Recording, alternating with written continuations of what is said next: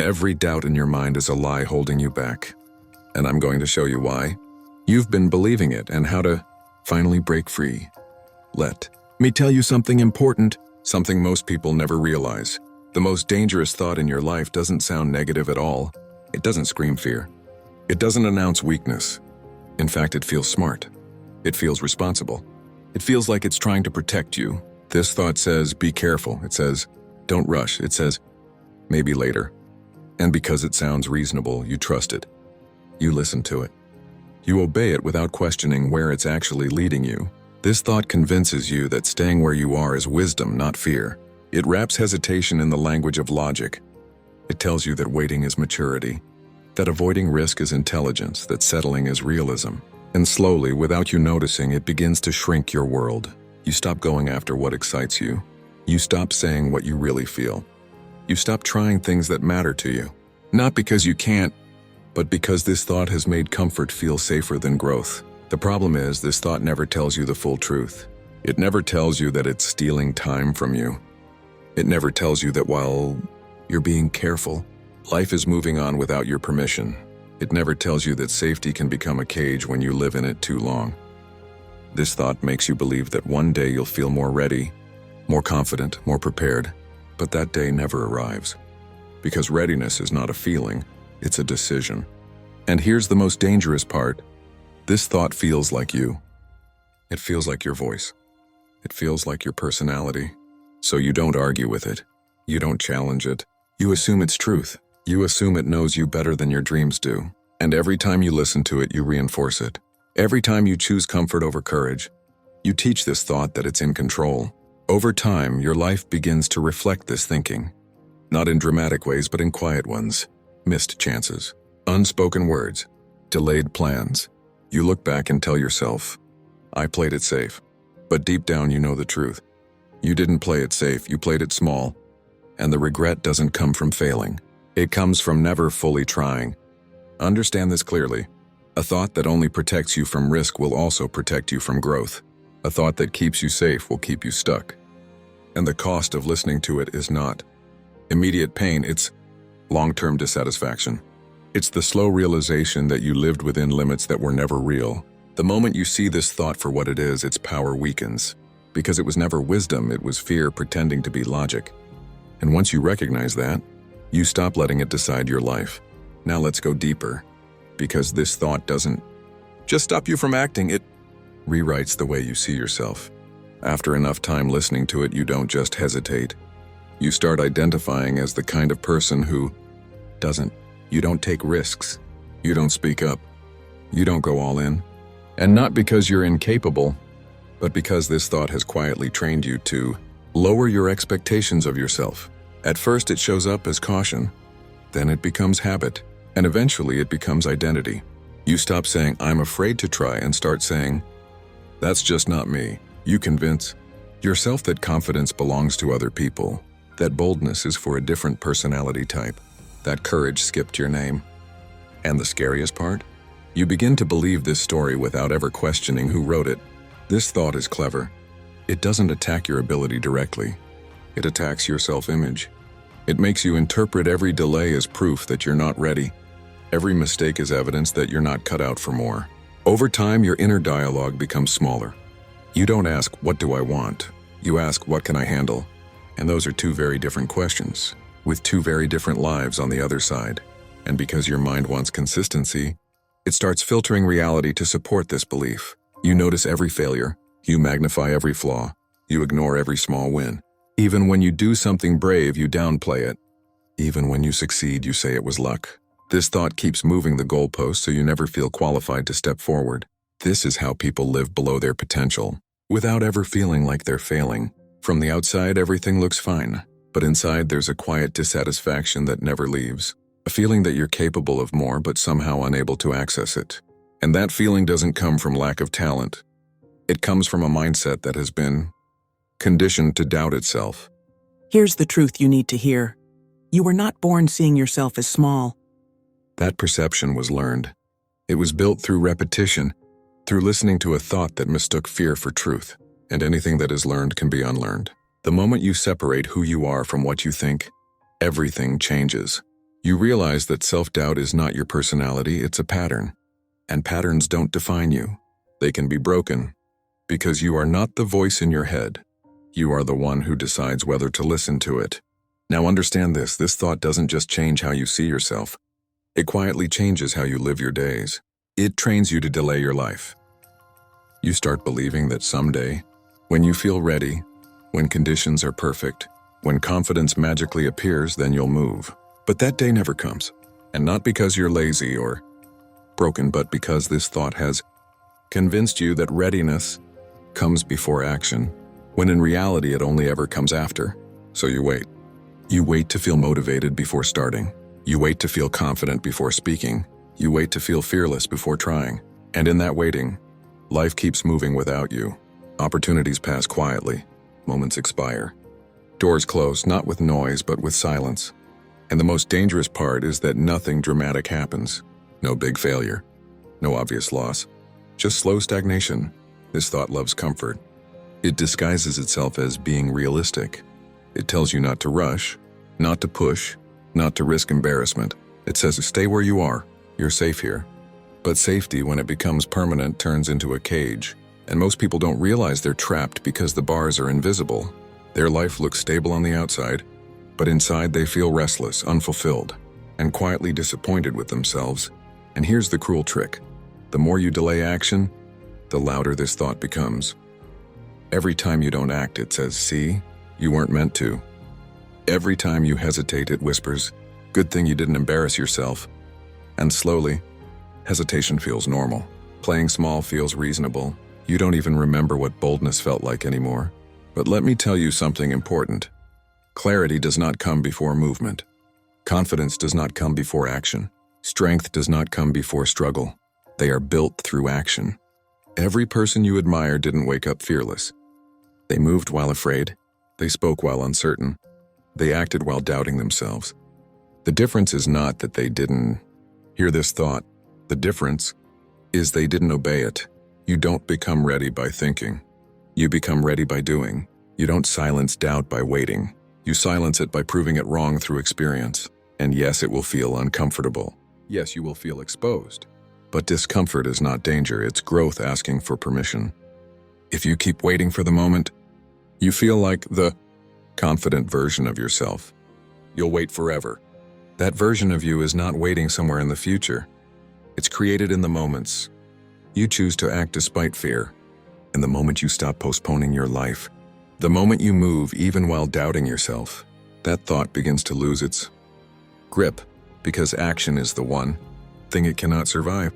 Now here's where this thought becomes even more dangerous, because it doesn't just delay your actions, it reshapes how you see your past. It teaches you to replay old moments again and again, not to learn from them, but to punish yourself with them. One mistake, one rejection, one failure becomes evidence in a case against you. Your mind says, see, this is who you are. This always happens. And slowly, your history turns into a prison. You stop seeing your past as a series of attempts. You start seeing it as a verdict. Every error becomes a label. Every setback becomes an identity. And the worst part is, most of these memories are distorted. You remember the pain, but you forget the courage it took to try. You remember what went wrong, but you erase everything that went right. Your mind edits your life story in a way that keeps you small. This is how self-doubt keeps itself alive. It doesn't need new failures. It survives on old ones. It brings them back at the exact moment you're about to step forward. Just when you're thinking of trying again, it says, remember last time?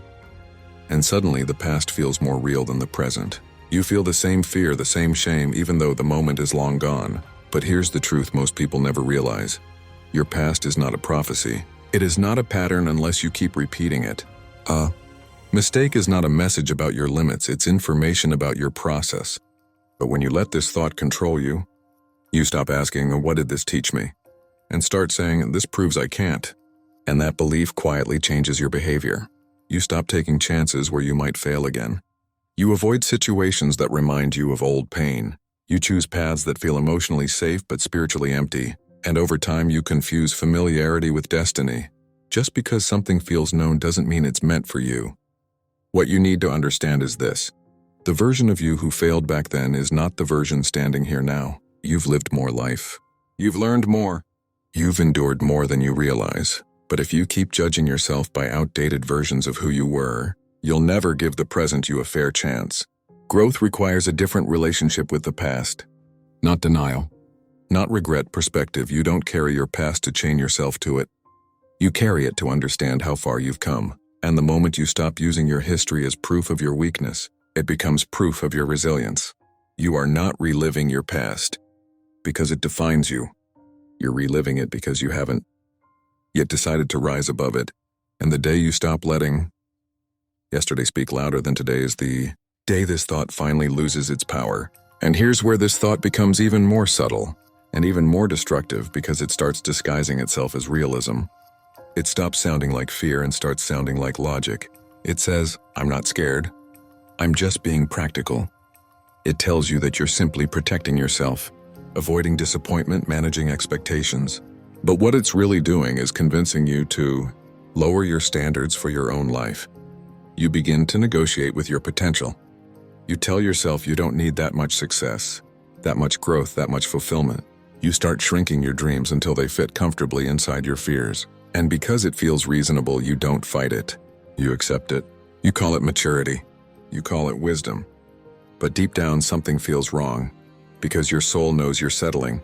This is how people end up living lives that look stable on the outside but feel empty on the inside. They're not failing loudly. They're quietly resigning. They're not chasing what excites them. They're choosing what won't challenge them. And the tragedy is, they often don't realize what they've lost until years later, when the cost of inaction finally becomes clear. That thought trains you to confuse comfort with safety. It teaches you that as long as you're not risking rejection, embarrassment, or failure, you're doing the right thing. But growth has never lived in comfort. Every meaningful change requires friction. Every real transformation demands that you step into uncertainty. And when you avoid that discomfort long enough, your world doesn't feel safer, it feels smaller. You stop trusting your instincts. You stop listening to that quiet inner pull that tells you there's more you could become. Instead, you listen to the voice that lists everything that could go wrong. And the more you obey that voice, the louder it becomes. Fear grows when it's rewarded. Doubt strengthens when it's followed. What's dangerous about this stage is that nothing looks obviously broken. You're functioning. You're surviving. You're doing fine. But fine is often the most dangerous place to be, because it gives you just enough comfort to keep you from changing, and just enough dissatisfaction to keep you quietly unhappy. And here's the truth you need to hear. You were not built for a life that only feels safe. You were built for a life that feels alive. The tension you feel between who you are and who you could be is not a flaw, it's a signal. It's evidence that there is more inside you waiting to be expressed. That thought wants you to believe that avoiding risk is the same as avoiding pain. But in reality, the pain of never trying lasts far longer than the pain of failing once. Regret is quieter than fear, but it is heavier. It doesn't scream, it settles. And the moment you stop letting comfort decide your future is the moment your life begins to expand again. Now understand this. This thought doesn't just affect what you do, it slowly reshapes how you see yourself. At first, it's about avoiding one risk. Then it becomes avoiding another. And over time, it starts rewriting your identity. You stop saying, I chose not to, and you start saying, I'm just not that kind of person. And that is where the real damage happens. Because once a thought turns into an identity, it no longer feels optional. It feels permanent. You don't just doubt your chances, you doubt your nature. You label yourself as someone who isn't confident, isn't bold, isn't disciplined, isn't capable. And every time you repeat that story, your mind looks for evidence to prove it true. One hesitation becomes proof. One failure becomes confirmation. One missed opportunity becomes a verdict. But here's the truth most people never realize. Self-doubt is not a personality trait. It's a habit. And like every habit, it was learned. And anything learned can be unlearned. You were not born questioning your worth. You were not born afraid of judgment. You were not born assuming the worst about yourself.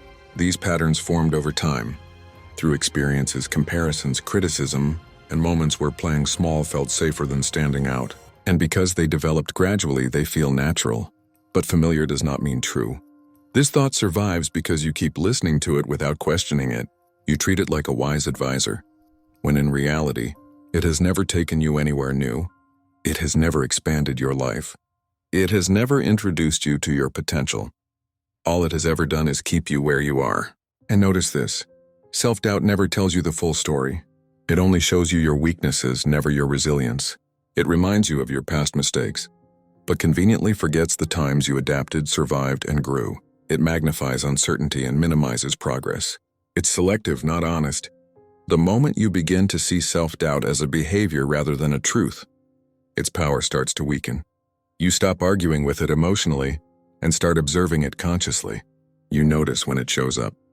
You recognize its patterns, and instead of obeying it automatically, you pause. That pause changes everything. Because confidence is not the absence of doubt, it's the decision to move forward despite it. Courage doesn't come from certainty. It comes from action. And every small action you take in the presence of doubt retrains your mind. It teaches you that fear doesn't control outcomes. Choices do. You don't need to erase self-doubt to move ahead. You only need to stop letting it decide for you. The moment action becomes louder than hesitation, your identity begins to shift, not because you forced confidence, but because you earned it. And that's when this thought starts losing its grip on your life. Now here's something most people never realize. The way you talk to yourself every day is quietly shaping your entire life.